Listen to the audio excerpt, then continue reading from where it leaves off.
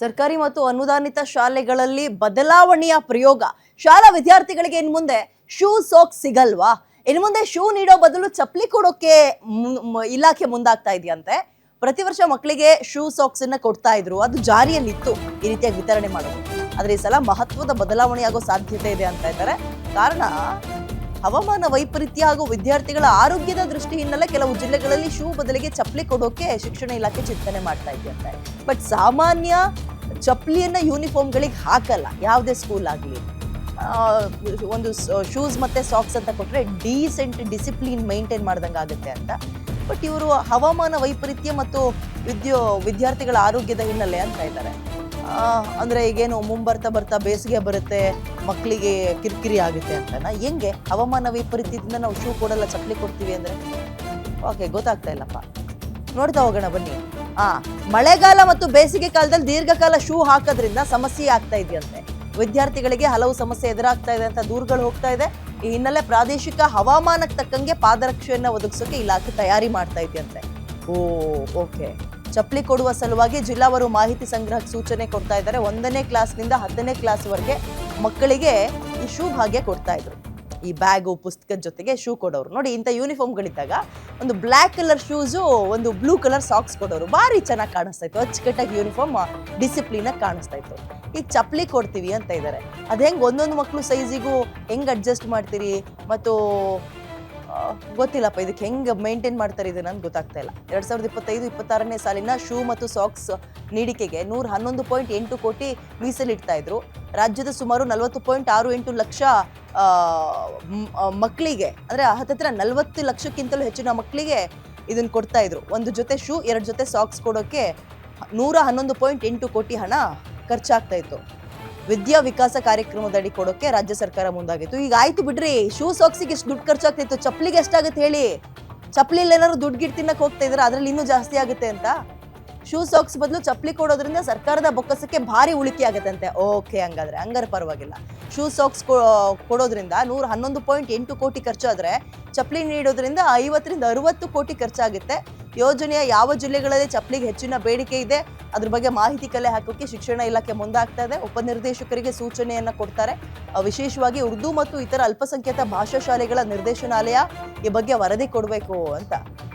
ಏನ್ರಿ, ಇಲ್ಲೂ ಉರ್ದು ಸ್ಕೂಲು, ಅಲ್ಪಸಂಖ್ಯಾತರ ಸ್ಕೂಲು, ಮಕ್ಕಳಲ್ಲೂ ಭೇದ ಭಾವ ಮಾಡ್ತಿರೋದ್ರಿ. ಶೂ ಹಾಕೊಳ್ಳಕ್ ಕಷ್ಟವಾಗೋ ಪ್ರದೇಶಗಳ ಜಿಲ್ಲೆಗಳ ಪಟ್ಟಿಯನ್ನು ಆಧರಿಸಿ ಮುಂದಿನ ನಿರ್ಧಾರ ಕೈಗೊಳ್ತಾರಂತೆ. ಶಿಕ್ಷಣ ಇಲಾಖೆ ಮೂಲಗಳಿಂದ ಮಾಹಿತಿ ಸಿಗ್ತಾ ಇದೆ. ಪ್ರತಿ ವಿದ್ಯಾರ್ಥಿಗೆ ಹಣವನ್ನ ಕೂಡ ನಿಗದಿ ಮಾಡಿದ್ದಾರೆ. ಏನಪ್ಪ, ನೀವು ಹೊಸ ತರ್ತಾ ಇರೋ ಯೋಜನೆಗಳು ನಿಮಗೆ ತೃಪ್ತಿ ತರಬೇಕು, ನಿಮಗೆ ಆತ್ಮತೃಪ್ತಿ, ಸಂತೋಷ, ನೆಮ್ಮದಿ, ನಿಟ್ಟುಸಿರು, ಅಬ್ಬಾ ಒಳ್ಳೆ ಸಾಧನೆ ಮಾಡಿದೆ ಅಂತ ನಿಮ್ಗೆ ಅನ್ನಿಸ್ಬೇಕು. ಇದ್ರಲ್ಲೂ ನೀವು ಉರ್ದು ಸ್ಕೂಲ್ಗಳಿಗೆ, ಅಲ್ಪಸಂಖ್ಯಾತ ಮಕ್ಕಳಿಗೆ ಅಂತ ನೀವು ಹೋಗ್ತೀರಿ, ಫಸ್ಟು ಅವ್ರಿಗೆ ಪ್ರಿಫರೆನ್ಸ್ ಕೊಡ್ತೀರಾ ಅಂದ್ರೆ ಮಕ್ಕಳು ವಿಚಾರದಲ್ಲಿ ಛೇ. ಮೋರ್ ಡೀಟೇಲ್ಸ್ ನನ್ನ ಕಲೀಗ ಉಲ್ಲಾಸ್ ನೀಡ್ತಾರೆ. ಉಲ್ಲಾಸ್, ಸಾಮಾನ್ಯ ಯೂನಿಫಾರ್ಮ್ ಅಂದ ತಕ್ಷಣ ಶೂಸ್ ಸಾಕ್ಸ್ ನೆನಪು ಬರ್ತಾ ಇದ್ದು, ಒಂಥರ ಡಿಸಿಪ್ಲಿನ್ ಆಗಿ ಮಕ್ಕಳು ಕಾಣ್ತಾ ಇದ್ರು, ಡಿಗ್ನಿಟಿಯಲ್ಲಿ ಕಾಣ್ತಾ ಇದ್ರು. ಈಗೇನೋ ಹವಾಮಾನಕ್ಕೆ ತಕ್ಕಂಗೆ ಬದಲು ಮಾಡ್ತೀವಿ, ನಾವು ಚಪ್ಪಲಿ ಕೊಡ್ತೀವಿ ಅಂತ ಇದ್ದಾರೆ.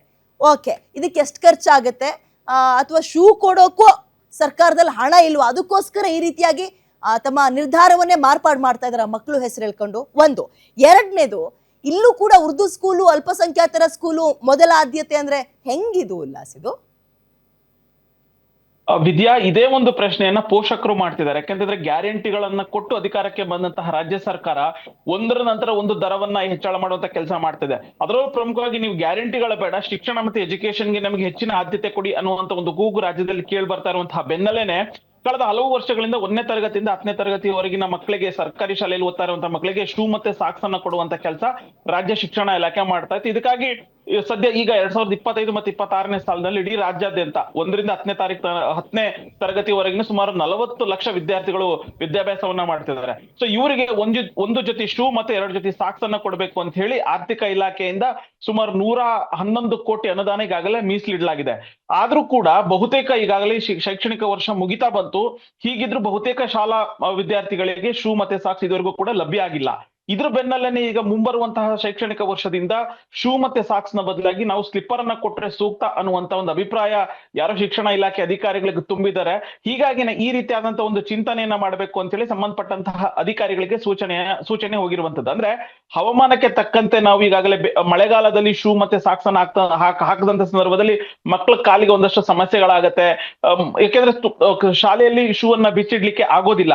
ಹೀಗಾಗಿನೇ ನಾವು ಸ್ಲಿಪ್ಪರ್ ನ ಕೊಟ್ರೆ ಮಕ್ಕಳಿಗೂ ಕೂಡ ಅನುಕೂಲ ಆಗತ್ತೆ ಅನ್ನುವಂತ ಒಂದು ಅಭಿಪ್ರಾಯಕ್ಕೆ ಶಿಕ್ಷಣ ಇಲಾಖೆ ಬಂದಂತೆ ಕಾಣ್ತಾ ಇದೆ. ಹೀಗಾಗಿ ಇದರ ಒಂದು ಸಾಧಕ ಬಾಧಕಗಳನ್ನ ನೀವು ಚರ್ಚೆ ಮಾಡಿ ಒಂದು ವರದಿಯನ್ನ ಕೊಡಿ ಅನ್ನುವಂತಹ ಒಂದು ಸೂಚನೆ, ಮೌಖಿಕವಾದಂತಹ ಸೂಚನೆ ಸಂಬಂಧಪಟ್ಟಂತಹ ಡಿಡಿಪಿಐಗಳಿಗೆ ಈಗಾಗಲೇ ಶಿಕ್ಷಣ ಇಲಾಖೆ ಕೊಟ್ಟಿರುವಂತದ್ದು. ಅಂದ್ರೆ ಸುಮಾರು 111 ಕೋಟಿ ಶೂ ಮತ್ತೆ ಸಾಕ್ಸ್ಗೆ ಕೊಡ್ತಾ ಇರುವಂತಹ ಸರ್ಕಾರ ಈಗ ಅಂದಾಜು ಸ್ಲಿಪ್ಪರ್ ನ ಕೊಡುವಂತಹ ವಿಚಾರದಲ್ಲಿ ತೀರ್ಮಾನ ಮಾಡಿದೆ. ಅದರಲ್ಲಿ ಸುಮಾರು 50 ರಿಂದ 60 ಕೋಟಿ ಹಣ ಖರ್ಚಾಗುತ್ತೆ. ಅಂದ್ರೆ 60 ರಿಂದ 70 ಕೋಟಿ ಹಣ ಉಳಿತಾಯ ಆಗುತ್ತೆ ಅನ್ನುವಂಥದ್ದು ಒಂದು ಭಾಗ ಆದ್ರೆ, ಮತ್ತೊಂದು ಭಾಗದಲ್ಲಿ ಗ್ಯಾರಂಟಿಗಳನ್ನ ಪೂರೈಕೆ ಮಾಡಬೇಕು ಅನ್ನುವಂತ ನಿಟ್ಟಿನಲ್ಲಿ ಶಿಕ್ಷಣ ಇಲಾಖೆಗೆ ಈ ರೀತಿಯಾದಂತಹ ತತೀರ್ಮಾನವನ್ನ ಮಾಡಿ ಉಳಿದಂತಹ ಹಣವನ್ನ ಗ್ಯಾರಂಟಿಗೆ ವಿನಿಯೋಗ ಮಾಡಬೇಕು ಅನ್ನುವಂತ ನಿಟ್ಟಿನಲ್ಲಿ ರಾಜ್ಯ ಸರ್ಕಾರ ಬಂದಿದೆಯಾ ಅನ್ನುವಂತ ಒಂದು ಪ್ರಶ್ನೆ ಅಥವಾ ಅನುಮಾನ ಮೂಡ್ತಾ ಇರುವಂತದ್ದು. ಸೊ ಇದುವರೆಗೂ ಇದೀಗ ಅಂದ್ರೆ ಈ ಹಂತದ ತನಕನೂ ಕೂಡ ಚರ್ಚಾ ಹಂತದಲ್ಲಿರುವಂತದ್ದು ಅಭಿಪ್ರಾಯವನ್ನ ಸಂಗ್ರಹಿಸಿ ಅನ್ನುವಂತಹ ಒಂದು ಮೌಖಿಕವಾದಂತಹ ಸೂಚನೆ ಕೊಟ್ಟಿದೆ. ಸೊ ಮೌಖಿಕ ಅಂತ ನಾವು ಹೇಳ್ಬೋದು, ಆದ್ರೆ ಮುಂಬರುವಂತ ಶೈಕ್ಷಣಿಕ ವರ್ಷದಿಂದ ಇದು ಇಂಪ್ಲಿಮೆಂಟ್ ಆದ್ರೂ ಕೂಡ ಅಚ್ಚರಿ ಪಡ್ಬೇಕಿಲ್ಲ ವಿದ್ಯಾ.